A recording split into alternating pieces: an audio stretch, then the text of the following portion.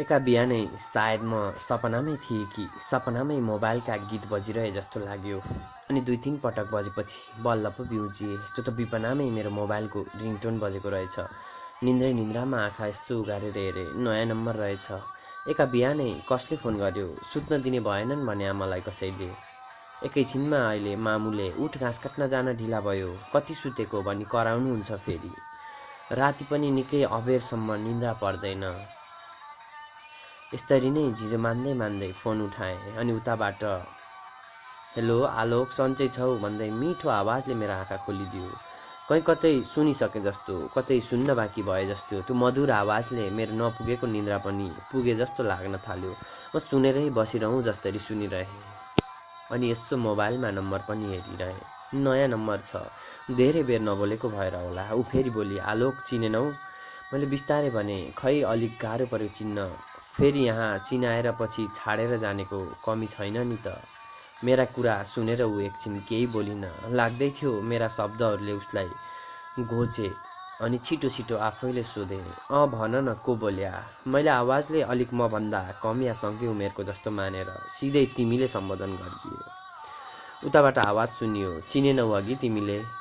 अघि सुरुबाटै त्यो आवाजका स्पर्शले मेरा कानहरू तरङ्गित भएका थिए। लाग्दै थियो केही त छ त्यो आवाजमा। मेरा कानहरू पनि मसँग सायद केही भन्न चाहन्थे। कता लाग्दै थियो त्यो आवाज मेरो जिन्दगी बीच कहीँ कतै त तालमेल छ। तर किन मनले चिन्नै खोजेन। अलिक चिने जस्तो लाग्यो तर अलिक चिनिन नि। भन न को हौ? उसले मेरो उत्तर खोज्दै रहेछ। सायद म भनौँ उसलाई चिन्छु। किन नचिन्नु अनि कहाँ यति सजिलै बिर्सन सक्छु? तर मेरा उत्तरले ऊ अलिक निराश भई अनि उताबाट अलिक निन्याउरो स्वरमा भनी, म के संस्कृति। उसको नाम सुनेपछि म जेलखानबाट भर्खरै रिहा भएको कैदी सरह भएँ। एकपटक गालामा झापड पनि हाने। कहीँ सपना त होइन, किनकि त्यो नाम त्यही नाम थियो जो विगतमा अक्सर मेरा सपनामा आएर मलाई तडपाएर जाने गर्थ्यो। अझ भनौँ संस्कृति त्यो नाम थियो भन्दा फरक नपर्ला, जसले आलोक नामको मेरो जीवनको किताब पुरा गराउन सक्थ्यो। एकछिन त्यो नाम सुनेपछि म बिस्तारै अतीतका पानाहरू पल्टाउँदै जान थालेछु अनि उसको आकृति मेरा आँखा अगाडि यसरी उभियो कि साँच्चै ऊ यहीँ छ। म धेरै बेर निशब्द भएको चाल पाएर उसले उतैबाट संवाद सुरु गरी, सन्चै हुनुहुन्छ? साँच्ची सरी अघि मैले हजुरलाई तिमी भनेको झुक्काउनका लागि। उसले सायद मलाई तिमी नै भन्ने गर्थी पहिले। मैले नै मलाई मन नपर्ने कारण उसलाई हजुर भन्न लगाएको थिएँ। म किन उसले तिमी भनेको मनै पराउँदिनथे। तर उसले पनि उभेले तुरुन्तै मानेकी थिए मैले भन्दा बित्तिकै। म धेरै बेर नबोलेपछि फेरि उताबाट आवाज आयो, आलोक प्लिज फोन नकाट्नुस् है, बिन्ती छ। बल्ल मामुको बाटो गरेका छु। हाम्रो सम्बन्धमा अनेकौं मोड अनि घुम्तीहरू आएका थिए। सायद उसले पहिले मेरो नम्बर ब्लक गरी अनि मैले नि रिसको जोकमा उसको गरिदिएँ। त्यसैले उसले यसो भनेकी हुँदियो सायद। बल्ल मलाई याद आयो अनि रिसको झोकमा बोल्न थाले। तर भित्र औधी खुसी लागिरहेको थियो त्यो आवाज बल्ल सुन्न पाउँदा। त्यही पनि भने, ओहो कहाँबाट गर्मीको मौसममा यसरी चिसो हुने गरी पानी पर्यो। कति थर्काउने गाली गर्ने इच्छा थियो मेरो मनभित्र। यत्रो समयसम्मको त्यो माया, क्रोध, रिस सबै मिसिएको आवाजमा गाली गर्ने तर्खरमा थिए। उसले रुन्चे स्वरमा भनी, मलाई थाहा छ हजुर मसँग ज्यादै रिसाउनु भएको छ अनि हजुरका कति गुनासा पनि छन्। मामुको मोबाइलबाट फोन गरेकी हुँ, धेरै बेर बोल्न पाउन्न। हजुरसँग बोल्दिन भनेरै बसेकी थिए, तर आज बोल्न मन लागेरै फोन गरेकी। बिन्ती छ मेरो नम्बर अनब्लक गर्नु है। अहिलेलाई बाई है, मामुले बोलाउनु भयो। म हजुरलाई पछि कल गर्नेछु।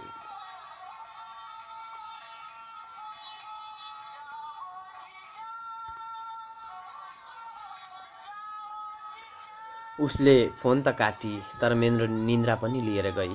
यसो घडी हेरे, बल्ल बिहानको 5 बजे रहेछ अनि एकैछिन सोच्न लागे, आखिर किन आज यसले फोन गरी? अतीतका ती धमिला यादहरू बिस्तारै मेरा मानसपटलमा पुराना फिल्ममा टिभीमा देखाए जसरी बिस्तारै चल्न जान थाल्यो। तर म अचम्म पर्दै गएँ। उसले किन आज एक्कासी फोन गरी? यसरी जस्काउन फोन गरी? फेरि पनि गर्छु भनी छे। ऊ बेला मलाई त साथी बन्न नै लायक छैनस् भन्दै कस्तरी ती शब्दहरूले चेपेर मारेकी थिए। उसले बिर्सिसकेकी होली यति छिटै, तर मेरा लागि ती शब्दहरू बिर्सन नसक्ने खालका थिए। सायद मृत्यु परान्त पनि म उसका ती छुटिनु अगाडिका शब्दहरू बिर्सने छैन। आज एका बिहानै उसको फोन आउनाले ती सब पहिलाका सुकिसकेका बिरुवाहरूमा फेरि नयाँ पालुवा पलाएसरी हुँदै गयो। मलाई झसक्कै याद आयो उसलाई पहिलोपल्ट त्यो कलेजमा देख्दाको पल।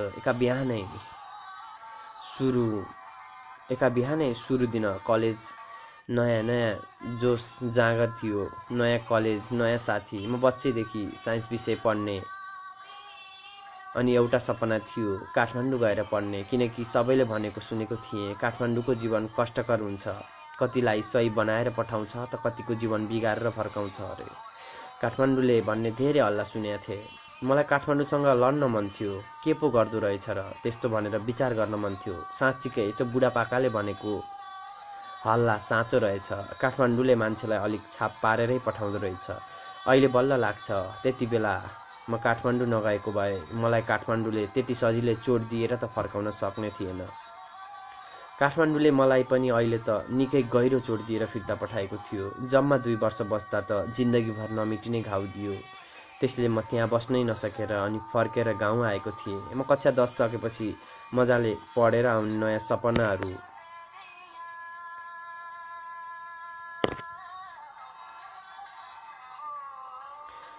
ती उचाल्न नसक्ने झोलाहरूमा भरेर लाने सोचमा थिएँ। मेरो जिद्दीको अगाडि कसैको केही चलेन। बुबा मामुले नचाहँदै पनि मलाई आफ्नो नजरदेखि टाढा राख्ने हुनुभयो। आखिर जिद्दी मेरै थियो। म धादिङ बस्न मान्छे बुवा मामुले सजिलो हुन्छ भनेर चितवन बसेर पढ्न भन्दै पनि मेरो जिद्दी भनौँ कि उसँग भेटुनु नियतिको खेल, गन्तव्यको सुरुवात भनौँ, किन मलाई काठमाडौँ बाहेक अरू ठाउँको बारेमा ख्याल पनि आएन। हुन त 17-18 वर्षको केटो सानैमा राजधानीमा पढ्ने भन्ने पुरानो सोख होडबाजी पनि थियो। त्यसैले पनि अनि अझ विशेष त हामी कक्षा 10 मा भेला हुने खाली टाइममा मदने, सुवन, सुस्मिता अनि सुशीलाको कुराले पनि हो। हामी एसएलसी पछि को कहाँ गएर पढ्ने भन्ने कुरा गर्ने गर्थ्यौँ। अनि त्यो सुवनले खालि हाम्रो बुवाले काठमाडौँमा घर किन्नु भएको छ, त्यहीँ बस्ने भन्थ्यो। उसको कुरा सुनेर पनि मलाई एक प्रकारको इक थियो। म नि काठमाडौँ बसेर पुरै पढ्ने हो अनि त्यहाँ यही कुरा भन्थे म सदैव। ती साथीहरूको यो धादिङको लेकबेसी, चौतारी, यी सब कुराहरू च्याट्टै छाडेर जाने मन पनि थिएन मेरो। तर के गर्नु, जान्छु भनिहाले अनि पढेर ठुलो मान्छे भन्नु जो थियो मलाई। लगभग सबै कुराको चाँजोपाँजो मिलाइसकेको थिएँ काठमाडौँमा बुबाको बहिनी हुनुहुन्थ्यो, डेरा गरेर बस्ने। त्यहीँ बस्ने निदो गरेँ अनि बिस्तारै दिन गन्न लागे। यसरी कुर्दा सायद असारको दोस्रो साता भनौँ हाम्रो रिजल्ट आयो। मेरो 77% आएको रहेछ। म खुसी त थिएँ, फेरि 80% नआएर डिस्टिङसन ल्याउन नपाएको दुःख पनि थियो। जे होस्, पढाइमा म बच्चैदेखि अलिक जान्ने बुझ्नेमै गनिन्थेँ। तर परीक्षाको रात बाहेक अरू कुनै दिन त्यसरी चिन्ता लिएर कहिल्यै पढिएन। यसरी रिजल्ट आइसकेपछि त अब मेरो जाने दिन ढोकामै आइपुगेको थियो। मलाई फेरि झन्झन नमजा लागिरहेको थियो, नजान मन लागिरहेको थियो। मलाई त आफू छोरी भएर पराई घर जान लागे जस्तो पीडा हुँदै थियो।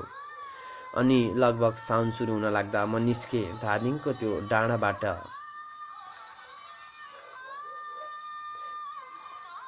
मै हुँ, आउँदैछु है काठमाडौँ भनेर बुबा मलाई पुर्याउन सँगै आउनुभयो। अनि त्यसपछि ती डाँडा काँडा पछि छाड्दै म काठमाडौँ पुगेँ। ती गाउँका च्यातिएर सिलाएका सपनाका झोलाहरू साटफेर गरेर नयाँ सपनाको झोला किन्नका निमित्त बिस्तारै होहल्ला, आवाज, फोहोर सुनिन थाल्यो। अनि मेरा आँखाहरूले चिन्न कति पनि बेर गरेनन् त्यो मान्छेको सपना किनबेच हुने ठाउँ काठमाडौँ रहेछ। हतार हामी दिदीकोमा पुग्यौँ। हुन त मेरी फुपू दिदी हुनुहुन्थ्यो, तर म आफ्नी दिदीभन्दा पनि बढी माया गर्थेँ। हाम्रो परिवारमा म एक्लो सन्तान थिएँ अनि त्यो दिदी पनि मलाई निकै माया गर्नुहुन्थ्यो। गाउँमा सायद धान गोड्ने चेपारो थियो, त्यसैले बुबाले म अनि मेरो ती अल्झिएका सपनाहरूलाई दिदीको जिम्मा लगाउँदै 2 दिनमै घर फर्किनुभयो। म त्यो दिन ती काठमाडौँका गल्लीहरू हेर्दै अनि गाउँले अनि सहरिया जीवनको परिभाषा बनाउँदै डुलेर बसेँ।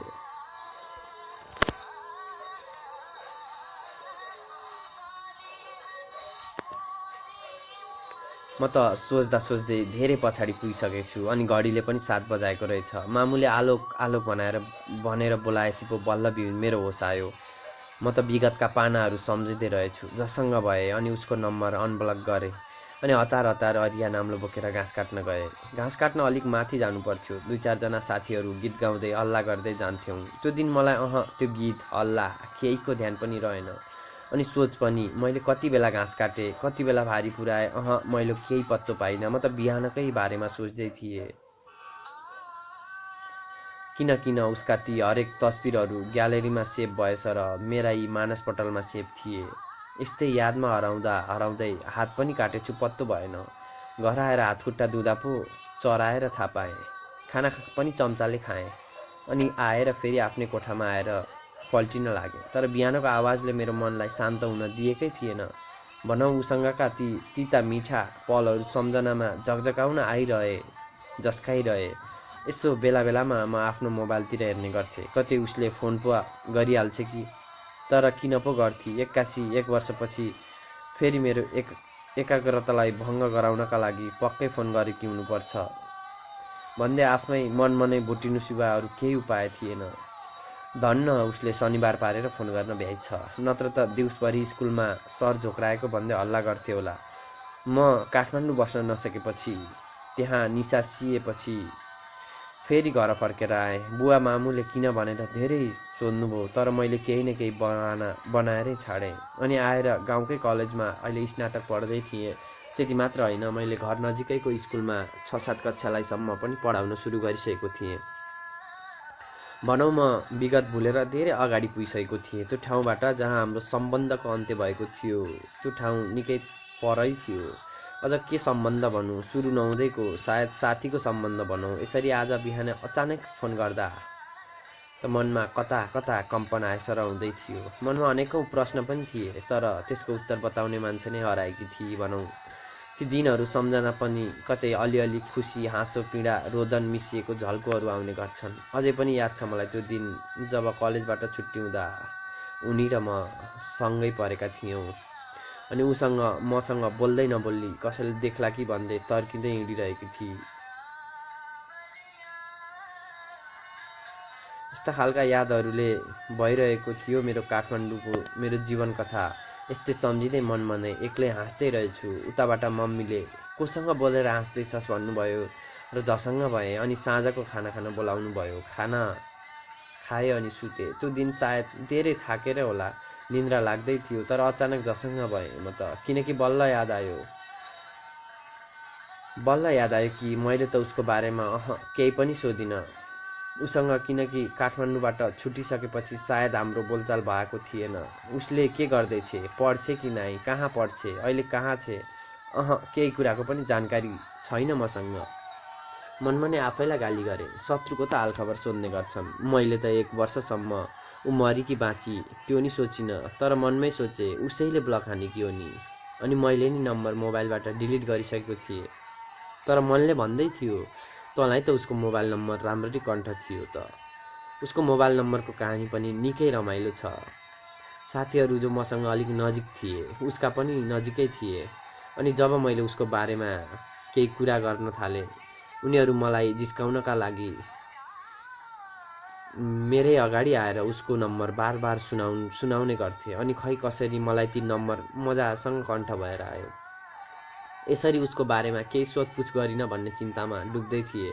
एक्कासी त्यो निन्द्रा त कतातिर गएछ। सबै उसकै तस्बिर मात्र आँखा अगाडि देख्न थाले। अनि बिस्तारै बिस्तारै फेरि त्यही अतीतको किताब पल्टाउन थाले, जसलाई अब म हात पनि लगाउन्न भनेर कसम खाएको थिएँ। यसो सोचे, म त उसलाई प्रेम पो गर्थेँ त। एक्कासी उसको बारेमा केही चासो नलिई यसरी कसरी बस्न सके। कतै मेरो मन काठमाडौँको हावापानीले त फेरिएको होइन। म आफै अचम्म मान्दै थिएँ। हुन पनि अचम्मको कुरा थियो, म जसलाई अथाह प्रेम गर्छु भन्दै पहिला घमण्ड गर्थेँ, उसैसँग 1 वर्ष 365 दिन बिना खबर खै कसरी पो कटाउन सके। आलोक त त्यही आलोक त होस् नि। किन यता पल्ट्यो उता पल्ट्यो, निन्द्राको न पनि टाढा टाढासम्म देखिएकै थिएन। मन खाली त्यही पुरानो किताब पल्टाउन चाहन्थ्यो, तर दिमागले मानेकै थिएन।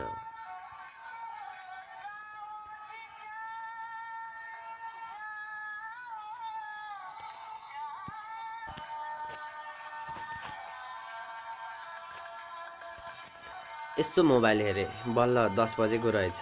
के बल्ल भन्नु, हिजो अस्ति त यतिखेरसम्म 2 निन्द्रा पुऱ्याइसकेको हुन्थेँ। अब निदाउँछु भन्दै आँखा चिम्म गरेँ, अनि त झसक्क पो पहिलो बेन्चमा बसेर हाँसिरहेकी केटीको चित्र आयो। कसको? उही संस्कृतिको हो। सायद हाम्रो कलेज दसैँ अघि सुरु भएको थियो। त्यो बेला बिहान बिहान 5 बजेको अलार्म बन्द गरेर कलेज जान तयार हुँदै थिए। अवश्य पनि सुरु दिन सबैलाई यस्तो हुनु स्वाभाविक थियो। मैले पढ्ने कलेज मिड बानेश्वरमा हिमालयन कलेज थियो, अनि मेरो दिदीको कोठा थियो गौशाला। छिटो छिटो गएमा 20 मिनटमा आनन्दैसँग पुगिन्थ्यो। झट्ट झोला भिरे अनि बिस्तारै कलेज जान बाटोमा निस्किए। ओहो, त्यति बिहानै पनि कति मान्छे त कलेज ड्रेसमा सजिएका थिए। अझ कानमा इयरफोन हालेर बिहान बिहान दौडिरहेका मान्छेहरू पनि उत्तिकै थिए। म त अचम्म परेँ। गाउँमा त उठे मम्मी मात्र हो यति छिटो। हो 2-4 जना केटाहरू आर्मीको भुत चढ्दा दौडिन्छन् कहिले कसो, तर यहाँ त सबै भर्खरैकादेखि लिएर बुढाबुढीहरू पनि हिँडिरहेका थिए आफ्नै गतिमा। झट्ट सोचे, पक्का बेलुकी खाएको पचाउन हिँडेका होलान्। हामी गाउँमा बेलुकी छाक खोज्नका निमित्त हिँड्ने गर्छौँ, यहाँ खाना पचाउन हिँड्नुपर्ने रहेछ। यस्तै सोचेर काठमाडौँका गल्ली गल्ली हिँड्दै पुगेँ म कलेज आउन त 2-3 चोटि आएको थिएँ बुवासँग पहिल्यै, तर आज अर्कै खालको आनन्द महसुस भइरहेको थियो। ती कलेजका गेटहरू लाग्दै थिए मलाई नै स्वागत गरिरहेका छन्। बिहान अलिक अँध्यारो नै हुने ती गेटमा बलिरहेका बत्तीहरूले पनि मलाई हर्षित हुँदै चिच्याउँदै भनेका थिए, आऊ आलोक आऊ, तिम्रै प्रतीक्षामा थियौँ। एकपटक कलेजका हरेक चिजहरूलाई मजासँग निहालेर हेरिरहेँ अनि बिस्तारै सोध्दै गएँ, म्यानेजमेन्ट ग्रुप कक्षा 11 कता छ भन्दै। सायद म अलिक छिटै पुगेको थिएँ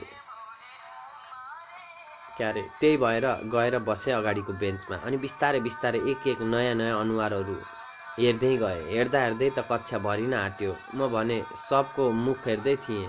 यत्तिकैमा हाम्रो पहिलो घन्टीको गुरु आउनुभयो अनि केही लेख्दै हुनुहुन्थ्यो। ढोकाबाट बाहिर मसिनो मधुर स्वरमा, म भित्र आउन सक्छु सर भन्दै कसैको आवाज सुने अनि मेरो एकाग्र मन अनि आँखा को हो त्यो भन्दै खोज्दै ढोकातिर जान लागे। टाढैबाट हेर्दा नै जुन जस्ती चम्किरहेकी, यसो हेर्दा पनि सादापन अङ्गालेकी जस्ती नीलो ड्रेसमा रातो ब्याग बोकेर उभिरहेकी केटी संस्कृति नै थिए। पछि सरले सबैको परिचय गराउँदा थाहा पाएँ। नयाँ दिन, नयाँ कलेज, मेरो टाउकोमा छुट्टै भूत चढिरहेको थियो। को साथी बनाउने, को राम्रो, को सबैभन्दा राम्री, यसरी हरेकको मुखमा हेर्दै मैले ऊ यस्तो होला, यहाँबाट आएको होला भन्दै आफ्नो अड्कल गरिरहेको थिएँ। यसो पछाडि हेरे त मैले ख्यालै नगरेका रहेछु, ऊ त मेरै पछाडि पो आएर बसेकी रहेछ। यस्तो उसलाई मेरो आँखाले हेर्न पाएको थिएन। लाग्दै थियो उसलाई जन्माउनमा पक्का सबै भगवानहरूकै हात छ। सबै मिलेर तपस्या गरेरै उसलाई जन्माएका होलान्। किन म उसको त्यो प्राकृतिक सौन्दर्यताले नै आकर्षित भइरहेको थिएँ। पहिलो नजरमा प्रेम भन्छन्, तर त्यो होइन। जे होस्, म अरूलाई भन्दा उसलाई हेर्दा अलिक आनन्द मानिरहेको थिएँ।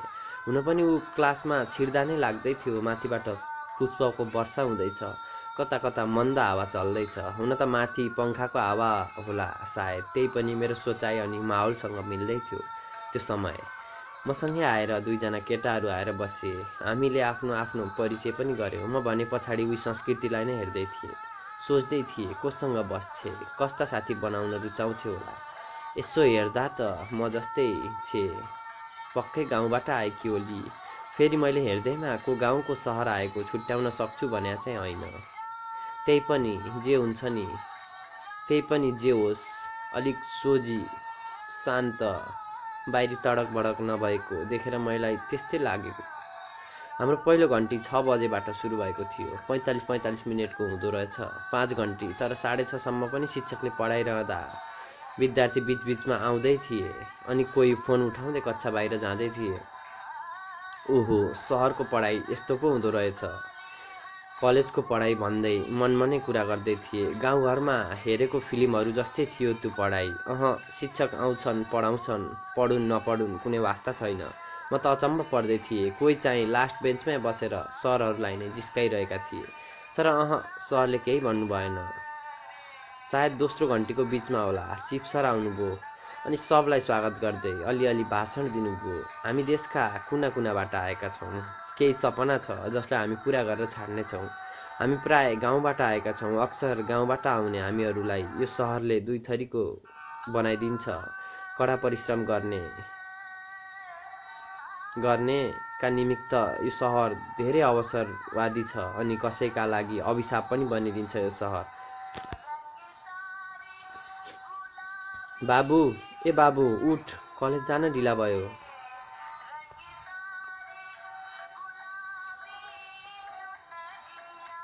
राति सोच्दा सोच्दै खै कतिखेर भुसुक्कै भएछु पत्तो भएन। बिहान 5 बजे मम्मीले कलेज जान उठाउनु भयो। फेरि म उठेर मुखसुख धोएँ, ब्रस गरेँ। लगभग 5:40तिर कलेजको लागि जाने गर्थेँ। मेरो कलेज घरबाट त्यही 10-15 मिनट टाढा पर्थ्यो। बिहान कलेज पढेर आएपछि फेरि स्कुल पढाउनु पर्थ्यो। त्यसैले म बिहान कहिल्यै पनि पुरा नपढिकन घर आउने गर्थेँ। आत्तुरी गरेर खाना खाएर कपडा फेरेर स्कुल पुगिसक्थेँ। स्कुल भने 5 मिनटको दूरीमा थियो।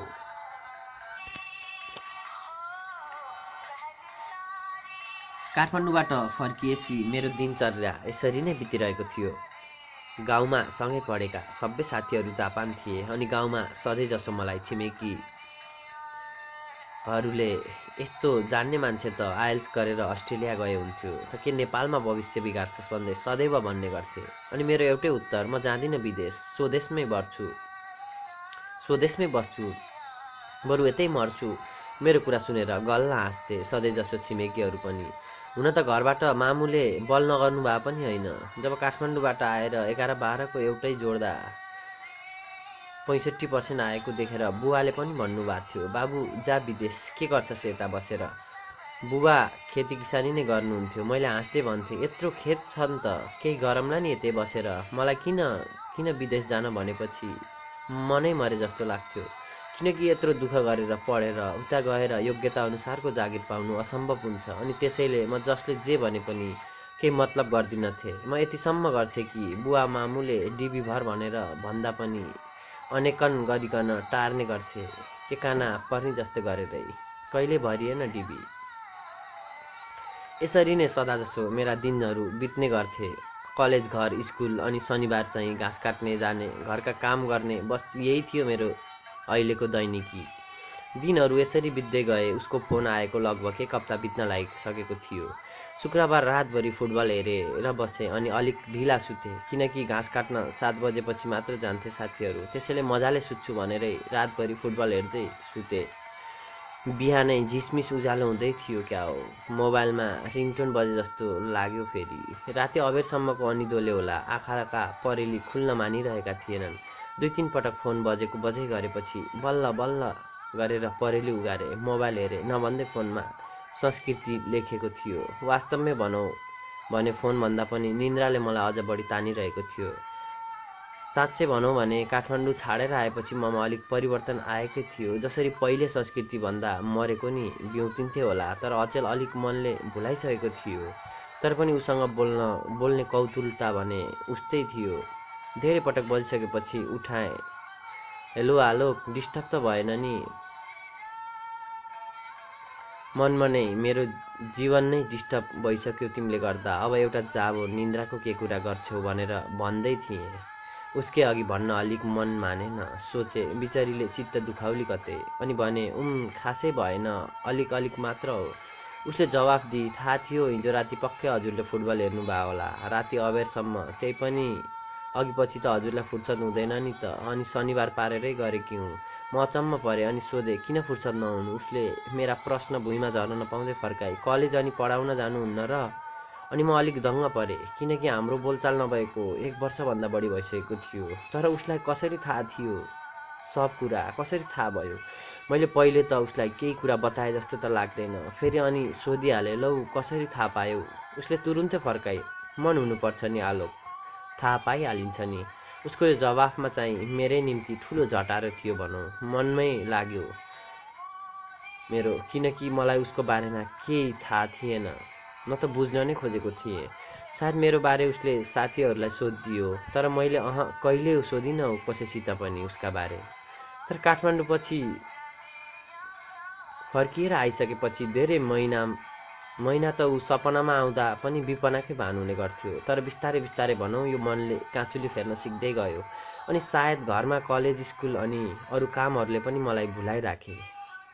त्यही भएर अचेल कहिले कसो मात्र यसो झस्काउनका निमित्त आउने गर्थ्यो उसको याद। तर अचेल त पहिले जसरी मलाई छटपट लाग्दैनथ्यो पनि। मेरो जवाफ नपाएर उसले उतैबाट फर्काई मैले सुस्मितालाई फोन गर्दा हजुरको बारेमा सदैव सोध्ने गर्थे। यति भनेर ऊ अलिक गम्भीर हुन खोज्दै थिए। मनमा नै आफै भन्दै थिए त्यति चासो हुने मान्छेले किन नम्बर ब्लक गर्यो। तर उसलाई सुनाउन सकिनँ। सायद म पहिले केटाकेटी थिएँ, मन केटाकेटी थियो भनौँ। अब त अलिक परिपक्व भए जस्तो भान हुँदै थियो, किनकि उसलाई बिर्सिएर अलिक अगाडि आएको थिएँ म।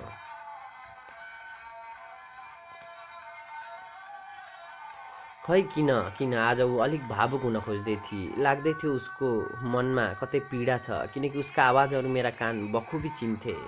सोध्न लाग्दै थिएँ उतैबाट उसले भनी, आलोक यत्रो समयमा एकपटक पनि याद आएन अघि? कस्ती होली, के गर्दै होली, जिउँदै छे कि मरी होली? न त साथीहरूलाई नै सोध्नुभयो। एकाएक उसले भावनामा बगाउने गरी प्रश्न गर्न लागि। तर अफसोस म ती प्रश्नका जवाफ दिन असमर्थ थिएँ।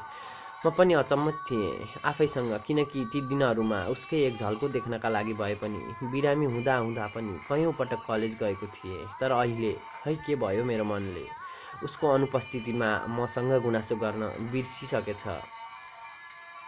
उसका प्रश्नका उत्तर मसित थिएनन्, तर उसलाई बिर्सिहालेको भन्न पनि नसक्ने अवस्थामा थिएँ भनौँ म।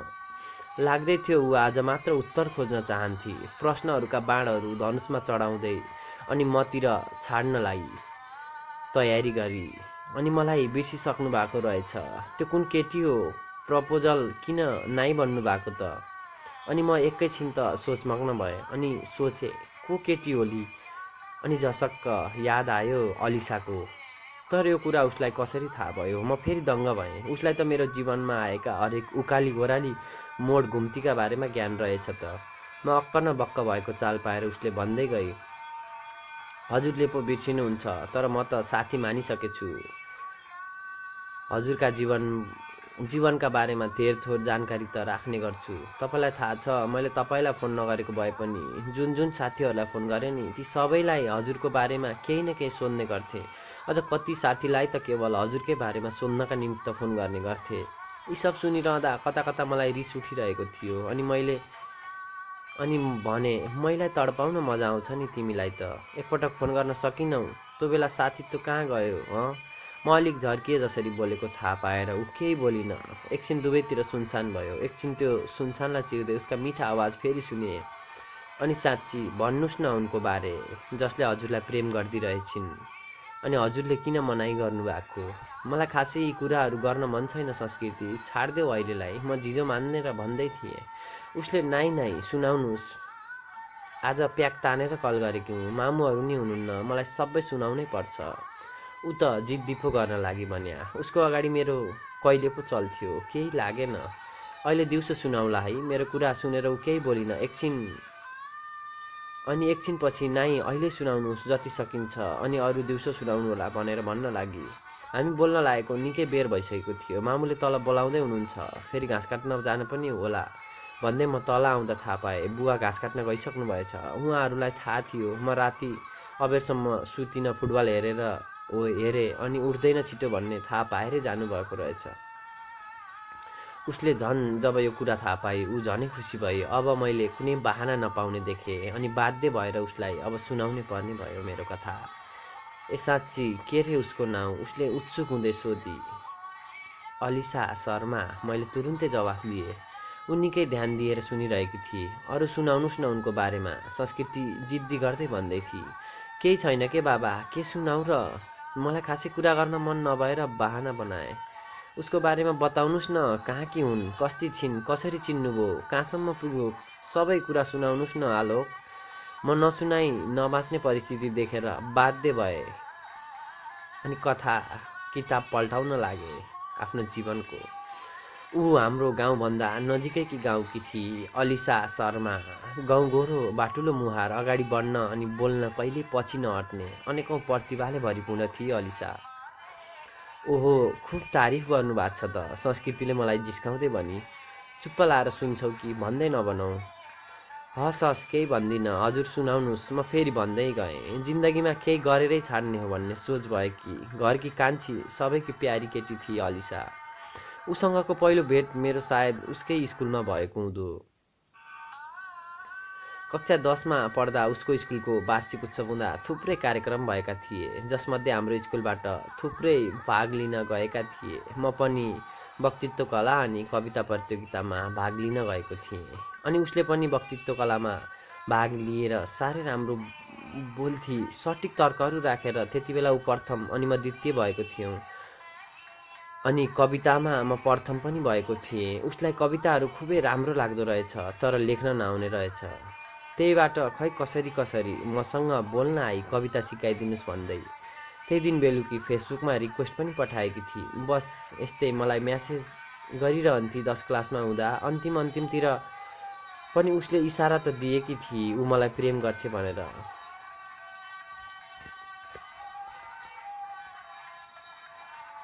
मलाई थाहा त थियो, तर ममा उप्रति त्यस्तो प्रेम थिएन। बस उसले बोलाउँदा बोलिदिन्थे। सायद ऊ मेरो साथीहरूसित मेरा बारे सोधिरहेकी हुन्थी। स्कुलबाटै हाम्रो पिकनिक जाने योजना भयो। त्यति बेला ऊ पनि अर्को स्कुल हुँदाहुँदै जाने भएकी थिए। सायद सबैसँग घुलिसकेकी हुँदियो। हामी 10 कक्षाका मिलेर पिकनिक हिँडियो। एटौडा जाँदा हामी बिहान 5 बजे हिँडियो। छिटै पुग्यो। हाम्रो सर मिसहरू खाना बनाउन लाग्नुभयो अनि हामी घुम्न। त्यति बेला पनि ऊ मेरा वरिपरि घुमिरहन्थी। लाग्दै थियो ऊ मसित एकान्तमा केही भन्न चाहन्थी, तर सबै साथीहरू यताउता भएकाले भनौँ हामी दुई मात्र एक्लो हुने वातावरण नै मिलेन। हामी हेटौडाबाट साँझ फर्कियौँ। बसमा चढ्दा त सबै बसिसकेका थिए। एउटा सिट खाली थियो जहाँ अलिसा थिए, अनि लाग्दै थियो उसले मेरै लागि त्यो सिट रोकेर राखेकी हो।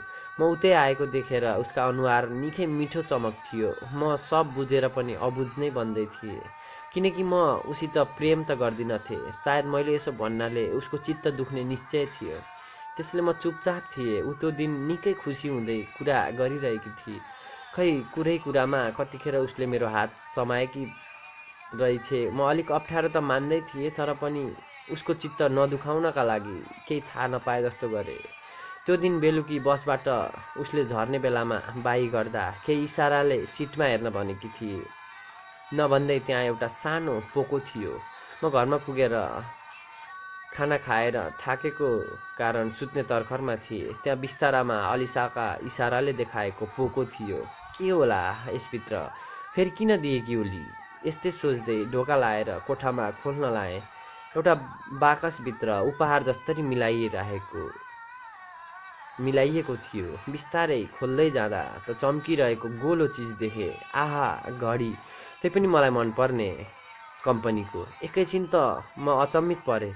ओहो, कसरी थाहा पाई उसले मेरो बारे, अनि यति महँगो घडी? म प्रतिको उसको लगाव देखेर मलाई एकैछिन भावुकताले समात्यो। मैले छिटो छिटो खोलेर लगाएँ हातमा। आहा, क्या खुब देखिएको थियो। मेरो अघिको थकान निन्द्रा सब कता गयो। हतार फेसबुक खोले उसलाई म्यासेज गर्छु भनेर, तर पहिले उसको म्यासेज आइसकेको थियो। आलोक, कस्तो लाग्यो उपहार? मैले हतार निकै मिठो लाग्यो अलिसा लेखेँ, अनि सोधे पनि, अलिसा खासमा के को उपहार हो नि? उसले मुस्कुराएको इमोजी पठाएर लेखी, तिम्रो बर्थडेको। मेरो बर्थडे त 1 महिना अघि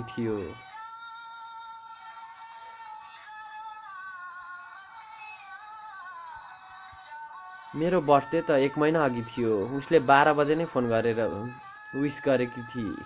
अहिले मलाई उपहार पनि। म हर्षित त थिएँ नै, तर कता निकै नरमाइलो लागिरहेको थियो, किनकि मलाई त उसको जन्मदिनको बारेमा खबर पनि थिएन।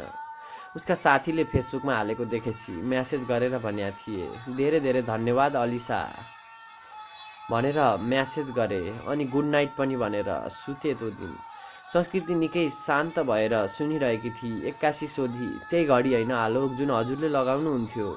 हो, त्यही हो। अनि अहिले पनि छ होइन र? संस्कृति, मेरै हातमा छ आज पनि। वाह, त्यस्तो माया होइन घडीको? फेरि जिस्काउन सुरु गर्न लाई। त्यस्तो प्रेम गर्ने मान्छे पाउँदा नि हजुर किन नाइ भनेर बस्या। म केही बोलिनँ। उसैले भनी, अनि के भयो नि आलोक? मैले फेरि पुराना पाना पल्टाउन लागेँ। बस यसरी नै चल्दै थियो भनौँ। ऊ प्राय मलाई म्यासेज गर्ने गर्थी, अनि म कहिले कसो। यसरी नै हाम्रो कक्षा 10को अन्तिम परीक्षा नजिकियो, अनि हाम्रो बोलचाल पनि पातलिँदै गयो भनौँ। भाग्यवश हाम्रो परीक्षा केन्द्र एउटै पर्न गएछ। परीक्षाका दिनहरूमा चाहिँ कहिले कसो उइस भेट हुँदा सामान्य परीक्षा सम्बन्धी नै कुरा हुने गर्थे। अन्तिम दिन हाम्रो विज्ञानको परीक्षा थियो। त्यो दिनपछि हामी कता कता हुन्छौँ भनेर सबै साथीहरू त्यो दिनलाई यादगार बनाउन त्यतै घुम्न जाने कुरा गर्यौँ। अलिसा पनि आई। लाग्दै थियो ऊ अलिक भावुक भएकी थिए आज। हामी हिँड्दा हिँड्दै कता कता पुग्यौँ। सबै आफआफ्नै तत्त्वमा थिए। अलिसा मेरै अघि थिए। धेरै हिँडेपछि मलाई एकछिन थकाइ मार्न बस्ने भन्दै बस्न लगाई। अरू साथीहरू हिँड्दै थिए, ऊ र म मात्र भयौँ। आज किन ऊ अलिक ज्यादै सिरियस देखिरहेकी थिए। अलिक निन्याउरो स्वरमा भनी, आलोक तिमी काठमाडौँ जाने कुरा साँचो हो? मैले होको जवाफ दिएँ। ऊ झनै उदास देखी। आलोक तिमीलाई थाहा होला नि। उसको यो प्रश्न अलिक फरक थियो। के नि अलिसा? मैले नबुझे जसरी सोधेँ। ऊ अड्किँदै थिए। मलाई थाहा थियो के भन्न चाहन्थी, तर उसले भन्न सकिन। उसका आँखामा लेखिएको थियो। आँखा रसाए। यत्तिकैमा अरू साथीहरू आए। बस हामी त्यो दिन त्यसरी नै छुटियो। म काठमाडौँ हुँदा पनि उसले सधैँ जसो म्यासेज गर्ने गर्थी। म गाउँ फर्केर आएको खबरले सबैभन्दा खुसी कोही थियो त उही अलिसा थिए। मैले सुनाइरहँदा संस्कृति निकै चाख दिएर सुन्दै थिए। अनि प्रपोज कसरी? ऊ निकै आतुर देखिरहेकी थिए। छिटो भन्नुस् न आतुर भएको आलोक।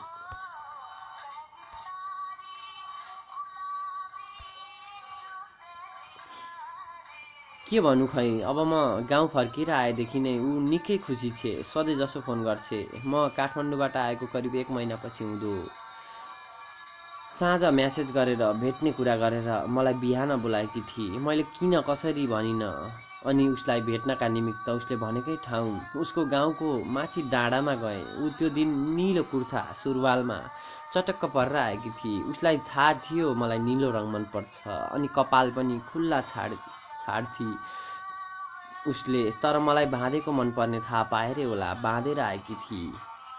त्यो दिन साँच्चीकै निकै राम्री देखिएकी थिए। मैले तारिफ गरेको सुनेर पक्का संस्कृतिलाई ढाह लाग्यो होला। भनिहाली, हजुरले त यति तारिफ मेरो नि गर्नुभएको थिएन है। म एकैछिन हाँसेँ। हस् बाबा हस्, गर्दिन अब। मैले फेरि सुनाउन लागेँ। हामी त्यही डाँडाको चौतारीमा बसेका थियौँ। त्यो माथिको बाटो खासै कोही नहिँड्ने भएर सायद उसले मलाई त्यहाँ बोलाएको हुँद्यो। ऊ निकै खुसी हुँदै नजिक बसेर कुरा गर्न लागि। खै तिम्रो लागि केही लेखेको छु भनेर सुरु गरी। सायद मुक्तक थियो कि। ऊ बेला पनि उसले मुक्तक लेखेर मलाई सुनाउन आएकी थिए। सुनाउनुस् न आलोक, सुन्छु म पनि। संस्कृति मैले कुरा सक्न नपाउँदै बोली। मलाई ठ्याक्कै याद छैन के। सुनाउनुस् जसरी भए नि। मैले सम्झिन लागेँ। म सम्झिन्छु है त।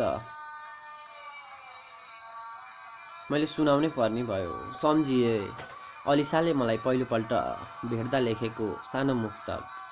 आफ्नो मन आफैसँग नमजाले अन्जान भयो। जुन दिनदेखि तिमीसँग नजिकैको चिन्जान भयो। कोलाहलले मेरा घरका कयौँचोटि ढोका हाने। तिमी गयौ जुन दिनदेखि चारैतिर सुनसान भयो। आहा कति मिठो लेखेकी हैन अलिसाले। कति मिठो लेखेकी हैन अलिसाले। संस्कृति अचम्मै हुँदै भन्दै थिए। मैले कविताहरू मुक्तकहरू लेख्थे, अनि उसले सोद्धा सिकाउँथे पनि। अलिसाले सुनाइसकेपछि एकछिन त म नि ट्वाँ पर्या थिएँ। कति मिठो, कसरी लेख्यौ? अलिसालाई सोधे। अलिसाले तुरुन्त जवाफ फर्काएकी थिए। तिमीलाई सम्झेर लेखेको आलोक। त्यति भनेपछि म पनि नाजवाफ भएको थिएँ। मैले थाहा पाइसकेका थिएँ कि उसले मलाई अझै पनि बिर्सिएकी छैन। अनि बिस्तारै शान्त वातावरणमा मधुर स्वरले भन्न लागि, आलोक तिमीलाई थाहा छ, तिमी काठमाडौँ जाने अघि मैले बताउन पाइनँ, तर मेरो कुरा भगवानले सुनेर होला तिमीलाई फेरि फर्काइदिनु भयो गाउँमै। अब ढिला हुन्छ भनिन भने मेरो मनले मलाई माफ गर्दैन पछि। आलोक, सायद म त्यही दिन तिम्रै भइसकेकी थिएँ जब त्यो कविता भन्दै गर्दा तिमीले सबै भिडमा हेर्दा मलाई हेरेका थियौ। खै के हो, म प्रेममा त विश्वास गर्दिनँ, तर आलोक तिमीसँग हुँदा छुट्टै आनन्द लाग्छ, बोल्न मन लाग्छ। कसरी कसरी प्रेम बस्यो नै भनौँ। तिमीलाई हृदयको अतल गहिराइदेखि सङ्लो प्रेम गरेको छु अनि गरिरहने छु। म चाहन्छु मेरो जिन्दगीको समुद्रमा तिमीले हात समातेर मलाई पारी पुर्याइदेऊ। म पनि कता कता भावुक हुँदै थिएँ। सायद यस्तो निस्वार्थ प्रेम नपाएको भएर होला, तर मैले उसलाई प्रेम गर्छु भन्नु उसलाई धोका दिनु सरह हुन्थ्यो, किनकि ममा प्रेम गर्ने सामर्थ्य थिएन। त्यसैले केही नबोली उसका हात समात्दै भने, अलिसा, अलिक समय देऊ है मलाई। उसले तुरुन्तै, यत्रा वर्ष कुरे आलोक, हुन्छ तिमीलाई म युगौँ युगसम्म कुर्नेछु भनेर जवाफ दिई। त्यसपछि कहिले कसो म्यासेज फोन गर्छे त्यति हो। मैले सारा कुरा बोली बिस्तार लगाएँ। संस्कृति केही बोलिरहेकी थिइन, ऊ निकै उदास छे जस्तो लाग्दै थियो। आलोक, म पनि हजुरलाई निकै प्रेम गर्छु नि। संस्कृतिका कुराले म अलिक अचम्मित त भए, तर पहिले जस्तो आतुर थिएन अब मलाई, किन मनले उसलाई भुल्न चाहन्थ्यो। उनी बिस्तारै बिस्तारै रुन्चे स्वरमा भावुक हुँदै भन्दै गई, आलोक, मेरो बुवा बित्नु भएर नै म काठमाडौँबाट फर्केकी हुँ। हुन त हाम्रो समाज शिक्षित भए पनि मेरो बुवाले सानैमा मेरो बिहे आफ्नो साथीको छोरासँग भएको हेरेर मात्र मर्ने भन्नुभएको थियो रे। अनि अहिले अस्ति अङ्कल आएर मलाई छोरा अमेरिका जाँदैछ, छोरी बिहे गरेर जाने रे। अब तिम्रो बुवालाई वचन दिएको छु, त्यही भएर तिमीलाई नै पहिला सोध्दैछु। हुन त तिम्रो उमेर भएको छैन, तर अब छोरा आउँदैन गएपछि, अनि तिम्रो बुवाले मलाई माफ गर्दैनन् यदि तिम्रो बिहे कतै अन्त्य भएर तिमीले दुःख पायौ भने। त्यसैले तिमीसित सल्लाह गर्न आए कि अब सबै तिम्रो हातमा छ। यसरी भनिरहँदा ऊ निकै रोइरहेकी थिई। म पनि भित्रभित्र पीडाले छटपटिरहे। रुन मन लाग्यो, चिच्चाउन मन लाग्यो। मलाई उसले प्रेम गर्दिरहेछ। म चिच्चाइ भन्न चाहन्थे। म भने कुरा नबुझी उसलाई नराम्रो बनाइरहेको रहेछु। उसको रुन्चे बोलीले मेरो आँसु झरिरहेका थिए। संस्कृति, प्लिज नरौ, मलाई माफ गरिदेऊ। म केही बुझ्दै नबुझी, होइन आलोक, सायद मेरो नियति यही हो। हजुर जस्तो माया मैले बुवाबाट मात्र पाएकी थिएँ। काठमाडौँ हुँदा पनि म निकै प्रेम गर्थेँ, तर बुवाका यिनै कुराहरूले जस्काउँथे। त्यसैले हजुरबाट टाढा हुनका निमित्त मैले यति गरेँ कि हजुरलाई भुल्छु भनेर हजुरको मनमा म प्रति घृणा उत्पन्न गराउन नै मैले यतिका समय नबोली बसेकी। आलोक, मलाई माफ गरिदिनुहोस्। उसको रोइरहेको आवाजले मेरो सास रोकिरहेको थियो। म के गरौँ के नगरौँ हुँदै छटपटाइरहेको थिएँ। आलोक, म हजुरलाई निकै प्रेम गर्छु र सायद गरिरहनेछु, तर मेरो बुवाले मलाई यतिका गरी हुर्काउनु भयो। उहाँको अन्तिम सपना पुरा गर्नु मेरो कर्तव्य हो। हजुर नै भन्नुहोस्, म के गरौँ? ऊ यति भन्दा डाको छोडेर रुँदै थिए। म सम्हालिरहेको भए पनि आँखा उभाना थिएनन् मेरा मनमा नमजासित आगो बले जस्तो हुँदै थियो। आलोक, त्यसैले मैले बुवाका निम्ति हाम्रो मायाको त्याग गरिदिएँ। मलाई लाग्छ हजुर मलाई बुझ्नुहुनेछ। अर्को जुनीमा यदि जन्म पाएँ भने हजुरकै हुनेछु। यो जुनीलाई मलाई माफ गरिदिनुहोस्। ऊ यसरी रुँदै थिई। सायद उसको जीवनबाट केही हराएको छ र म पनि सायद त्यसरी आँसु झरेको पहिलोपल्ट थियो होला। उसको माया, अझ भनौँ छोरी उनको कर्तव्य निभाउनका लागि गरेको त्यागले म नाजवाफ भएँ। आलोक, अब म जत्तिकै माया गर्ने अलिसा रहेछिन्, अलिसाले पनि माया गर्छिन्। प्लिज अब उनैसित जीवन बिताउनु होला। मलाई सम्झेर दुखी नहुनु होला। आजबाट ठिक 10 दिन पछि मेरो बर्थडेकै दिन मङ्सिर 13 मा मेरो बिहा हो। घरका सबै मन्दिर जानु भएको छ। त्यसैले हजुरसँग मनका दुःख साट्न फोन गरे कि आज यही नै हाम्रो अन्तिम बोलचाल होला। थाहा छ सक्नु त हुन्न, तर मलाई बिर्सने कोसिस गर्नुहोस्, नभए यादहरूमा साथी बनाएरै राख्नु होला। यति भन्दै गर्दा अहिले झन् रुँदै थिए। सुक्क सुक्क गर्दै थिए। मेरो मुखबाट शब्द निस्किनै सकेनन्। म निसासिएँ अनि बरबर आँसु झार्न लागे। ऊ बोल्दै गई, ल आलोक, आफ्नो ख्याल राख्नु, धेरै ठुलो मान्छे बन्नु, अलिसालाई दुःख नदिनु, उसको मायाको कदर गर्नु। यसरी माया गर्ने मान्छे कमै पाइन्छन् जिन्दगीमा। जिन्दगीका पानाहरूमा हाम्रो साथीत्वको पाठ अवश्य राख्नुहोला। सधैँको लागि तपाईँकी संस्कृति टाढा हुँदैछ। By, good by.